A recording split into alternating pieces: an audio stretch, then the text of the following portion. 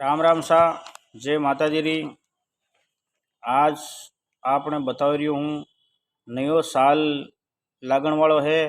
चैत्र शुक्ल प्रतिपदों नयो साल समत 2081 रो शुभ शुरुआत हो रही है। और इस बार ग्रीम्स नवरात्रि मंगलवार से प्रारंभ होकर के आते हैं। मंगलवार को प्रारंभ होने वाले नवरात्रि में माता जी का वाहन घोड़ा है और घोड़े पर माता जी की सवारी आती है तो अशुभ मानी जाती है। कोई भी देवी देवता घोड़े पर सवार होते हैं तो छत्र भंगे स्तुरंगम कहा जाता है। इसका अर्थात छत्र भंग होता है और कुछ आपत्तियाँ आती है। आपत्तियाँ ऐसे आती है, राजनीतिक उपद्रव होने लगते हैं, जगह जगह पर अगणित घटनाएं होती हैं, बाढ़ का आना, भूकंप आना, तूफान आना।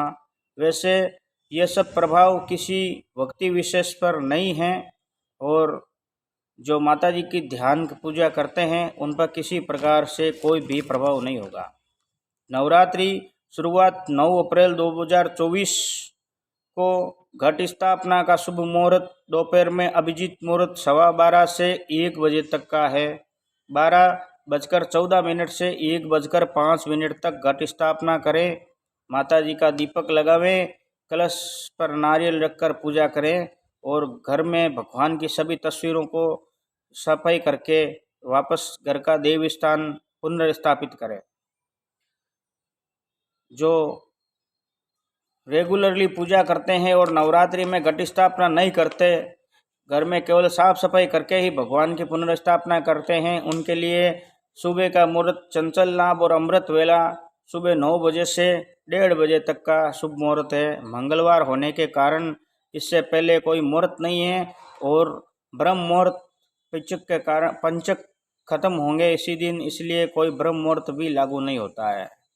मंगलवार को 9 तारीख को सुबह 7:32 पर पंचक समाप्त होते हैं। उससे पहले नवरात्रि का कोई शुभ मुहूर्त मान्य नहीं रहता है और दोपहर में शुभ मुहूर्त है 3 बजे से 4:30 बजे तक का।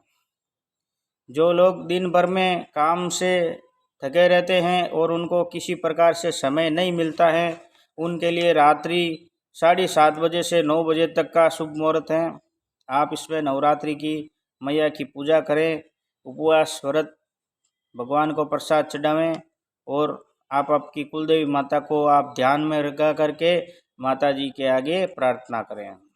ये वर्ष आपका अच्छा जाए।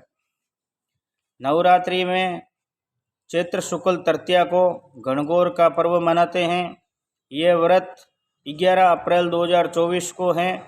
गणगौर माता की पूजा। गणगौर माता की पूजा के बाद में दुर्गा अष्टमी 16 अप्रैल 2024 को है।